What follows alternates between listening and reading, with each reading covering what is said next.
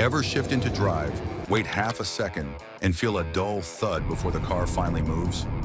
That tiny pause is not random. It is your transmission screaming for help.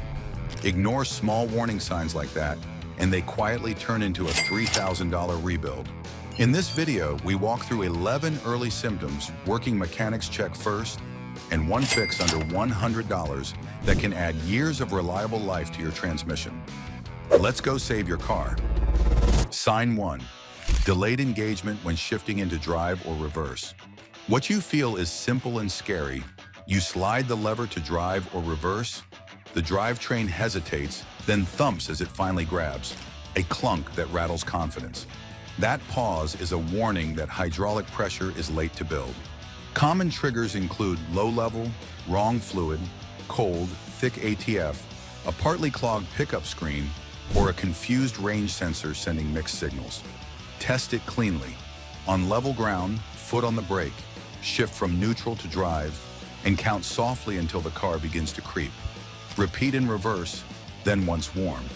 If cold delay is longer but improves with warm, viscosity is the likely culprit. Quick confirms include checking for damp transmission pan edges, verifying the dipstick or fill plug level using the factory procedure, and scanning for range code hints with a basic OBD2 reader. Cheap fixes that are effective. Top up with the exact spec ATF, replace the pan gasket and filter kit, clean the range or neutral safety switch connector so the signal is reliable. You will need a funnel, a basic socket set, a drain pan, rags, and gloves. Do not guess the fluid. Buy the correct specification, not the cheapest universal bottle. Stop testing and call a pro if the delay grows worse. Hot if you hear a whine from the pump or if the PRNDL indicator flashes. If that delay ever turns into a soft surge where revs climb, but speed does not, you are one small step from the kind of slip that cooks transmissions quietly. That is sign 2, slipping or flaring between gears under light throttle. What you feel is a soft surge during shifts, engine speed jumps, but road speed does not match. A floating flare that feels wrong even at gentle throttle. That behavior means torque is not transferring cleanly during the handoff between clutches. Usual causes include worn or thinned fluid, glazed friction material, tired solenoid seals, or varnish that slows the valve body. Start with a smell and color check. Warm the car, pull the dipstick if equipped, and drip one drop on a clean white towel. Brown and burnt with a sharp odor means oxidized ATF. Scan for P07 series shift errors and for line pressure codes using a cheap reader. Budget triage that protects parts. Drain and fill with the right ATF. Replace the filter and pan gasket. Install a fresh pan magnet if your unit lost its original.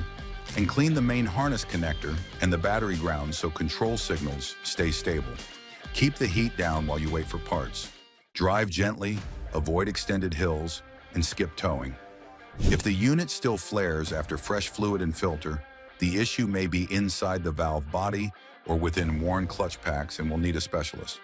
If this is already saving you money and stress, hit like and subscribe so you do not miss the next warning sign we break down.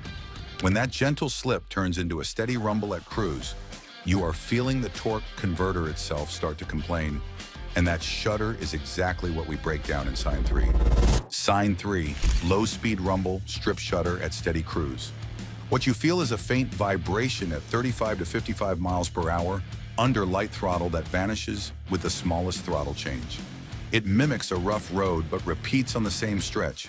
The classic shudder of a torquey converter, clutch grabbing and releasing because friction modifiers in the ATF are tired. Confirm it without tools.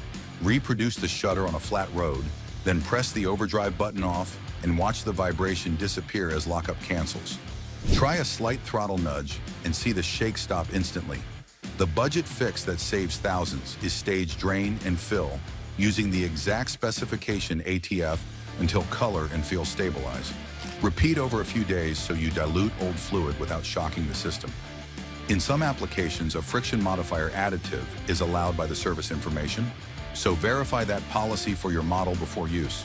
Do not blast an aggressive flush through a neglected high mileage unit because sudden debris movement can cause failure. Keep temperatures down while you rehabilitate the fluid. Avoid heavy loads, long grades, and stop-and-go gridlock. Whether it slips or shudders, excessive temperature makes everything worse, and rising heat usually announces itself with a smell long before a light. If the shudder shows up more often, and you start catching a hot, sharp smell after hills or traffic, the fluid is telling you it is done. That burnt odor is the warning in sign 4. If you have ever felt that kind of shudder and ignored it, tell us what happened in the comments. We read every story, and it helps other drivers spot trouble earlier. Sign 4. Hot, acrid, burnt smell after a drive. What you notice is a sharp, burnt odor near the grill or firewall after hills, traffic, or towing. A smell that lingers like overheated varnish. That smell means ATF is overheated and thinning, cooler flow is restricted, or fluid is dripping onto a hot exhaust or downpipe. Cheap checks come first. Inspect cooler lines and quick connects for wetness, verify the radiator integrated cooler has no pinkish seep, and clean insects and road debris from the cooler fins so air can move. Budget moves under $100 include replacing cracked rubber line sections and clamps, refreshing the ATF and filter, and cleaning the external cooler face so trans temps fall. Follow one simple principle for safety and longevity. If a trans hot message appears, let the vehicle cool completely before testing again. Do not nurse it home while it smells like burnt syrup. If the odor persists after basic service, check for engine oil drips that mimic the scent, inspect the heat shields, and confirm the PCV system is healthy so crankcase vapors do not overload the intake. Smell often pairs with a spot on the driveway. Track the leak before it funds a rebuild. We start with the ground, then we go up the case, then we check around the pan rails and axle seals. When the nose points to a wet corner, you have found the first fix. Fix leaks early to protect everything inside. When heat turns into visible drips on the driveway, you are paying for every mile twice because leaks feed heat and heat feeds wear. That is why sign 5 matters so much. Sign 5. Red or brown spots under the car. Damp pan rails. What you see is real evidence and a loud warning. Red to brown drips ahead of the midline, wet pan edges, or a dusty film that looks oily around axle seals. Fluid outside means pressure inside is escaping, and escaping pressure becomes heat and slip. Common causes are a tired pan gasket, loose or unevenly torqued bolts, corroded cooler lines, or input and output seals gone hard from age. Confirm like a pro. Park on level ground, lay clean cardboard, and note fresh spots by morning. A UV dye kit and simple flashlight help pin leaks on darker surfaces. Wipe suspect areas, clean, drive 10 minutes, and recheck for active seep. Budget fix is solid. Pan gasket and filter kit, even torque in a crisscross pattern, replace crusty clamps and short rubber sections on cooler lines, and snug quick connects until they fully seat. Use the specified gasket type. Many units dislike RTV that can squeeze inside and create debris. Top off with exact spec ATF after the repair using the proper hot idle procedure so the level is reliable. If the axle area is damp, inspect vent routing because a blocked vent raises case pressure and pushes seals out. The boundary line is simple. If the leak grows fast, the level drops quickly, or you hear pump whine when hot, stop and schedule a professional seal job. Leaks feed heat, heat feeds wear, and wear becomes slip you pay for. Once the fluid has a way out, the computer will eventually notice. Those leaks often show up right before the dash starts lighting up and the car drops into limp mode. That is sign 6. Sign 6. Check engine light or transmission warning. Limp home behavior. What you see is control and protection, not pure failure. Mill on, PRNDL flashing, stuck in one gear, or a car that will not shift past third. The module detected slip, range mismatch, pressure faults, or overheat, and entered a safe map to prevent damage. Grab basic data. Pull codes with a cheap OBD2 reader, record P07XX and P17XX families, and capture freeze frame so you know exactly when the fault occurred. Many transmission codes are connector or ground related, so pop the main harness plug, check for green corrosion, clean with proper contact cleaner, and reseat until it clicks. Confirm related fuses and relays, then verify fluid level with the correct temperature method. Low or aerated ATF creates false pressure and shift errors. If you recently had battery work, a low voltage event can set ghost codes. Clear, road test, and rescan. Low-cost actions include cleaning the range sensor connector in the case, reseating the TCM connector, and performing a battery reset only after documenting codes. If limp returns immediately, the problem is likely real hydraulic or internal electronic control, not just a sensor. Do not ignore an overheat warning. Allow a complete cool down, then inspect cooler lines and radiator integrated cooler before driving again.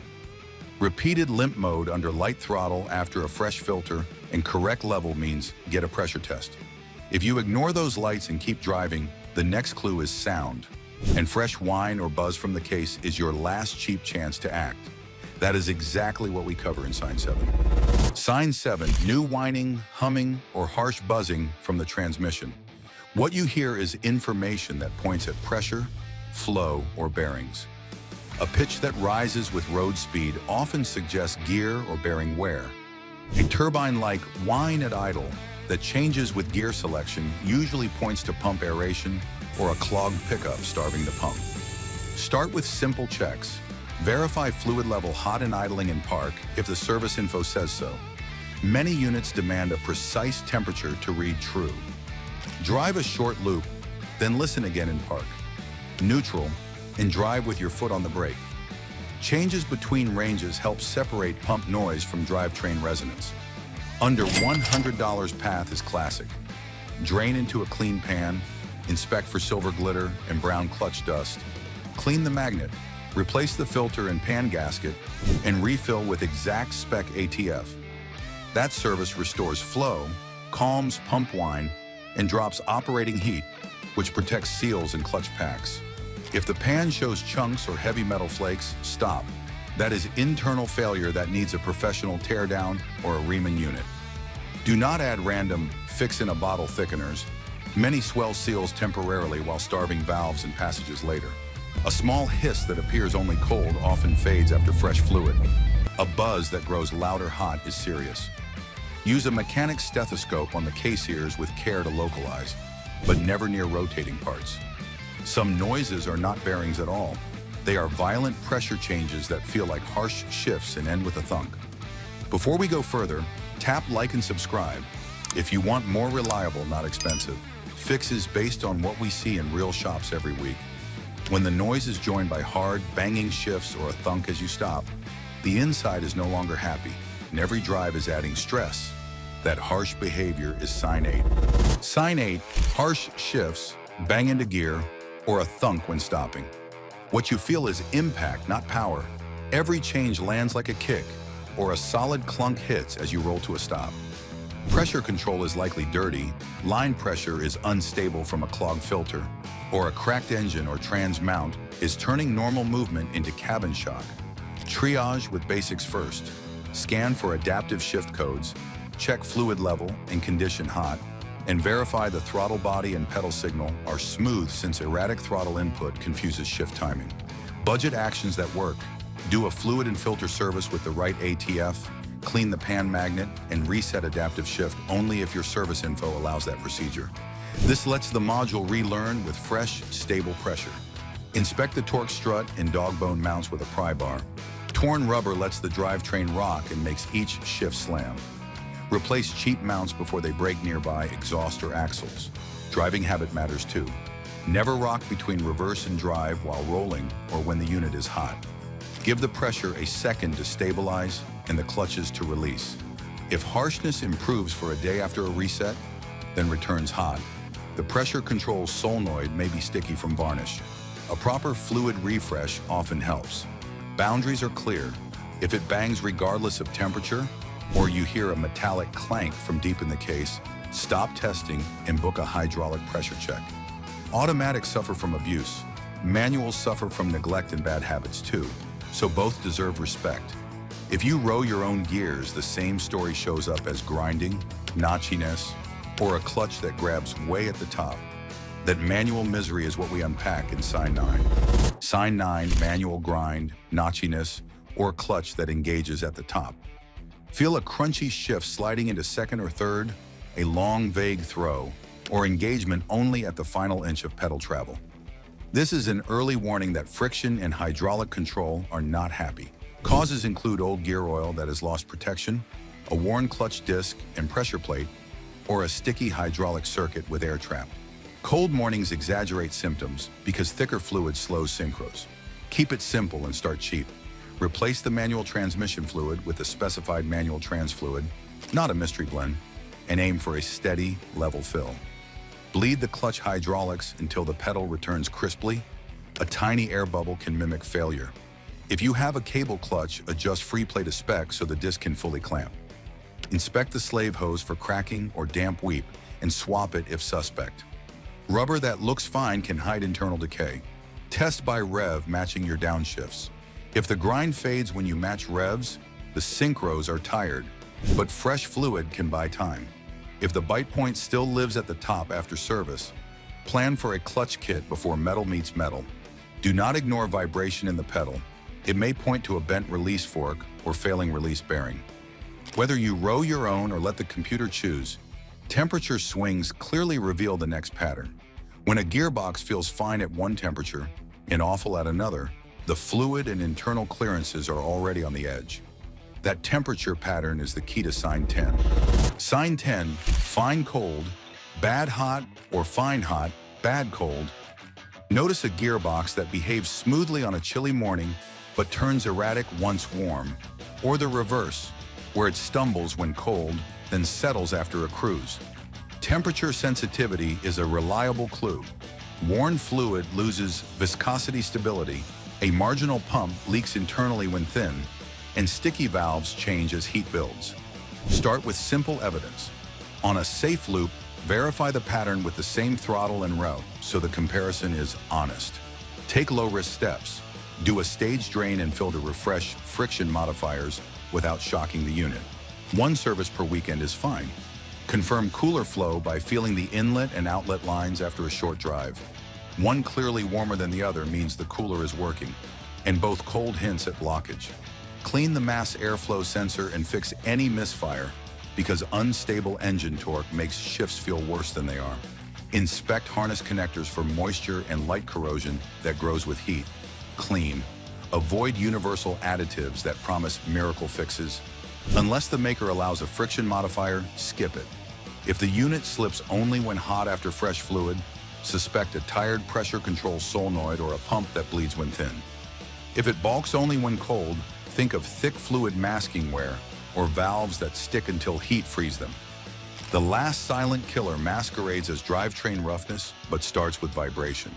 If you stack that temperature sensitivity on top of new low-speed vibration, the transmission and mounts are both asking for help. That mix is what we chase down in Sign 11. Sign 11, low-speed vibration that follows gear engagement or hills. Feel a faint buzz at idle in gear, a shake that grows while you creep, or a coarse thrum on a grade that stops when you lift. This can look like transmission failure, but often it is a mounts and torque story. Weak engine or transmission mounts let the drivetrain twist, feeding vibration into the cabin and making each shift feel harsh. Misfire can mimic the same roughness, and borderline converter lockup can cycle when fluid friction is tired. Start with what you can see. With the hood open and a helper on the brake, shift from park to drive and watch the engine. A healthy setup nudges slightly. A torn mount makes a big lurch. Inspect the torque strut or dog bone first. Cracked rubber or oil-soaked bushings are common. Replace the worst offender and recheck. If idle still shakes in gear, clean the throttle body, run an idle relearn, and make sure the air path is sealed. Verify ignition health with plugs at the correct gap and confirm there is no misfire under load. If the converter chatters, a stage drain and fill with the right ATF can restore feel without a risky flush. Road test on a loop. Many trans shakes vanish once mounts and idle stability are right. Close. Catch these early, and a fluid and filter service, plus a few small parts, can reset the clock for reliable miles. Click on the next video so you don't miss anything on car knowledge. Leave a comment and don't forget to like and subscribe.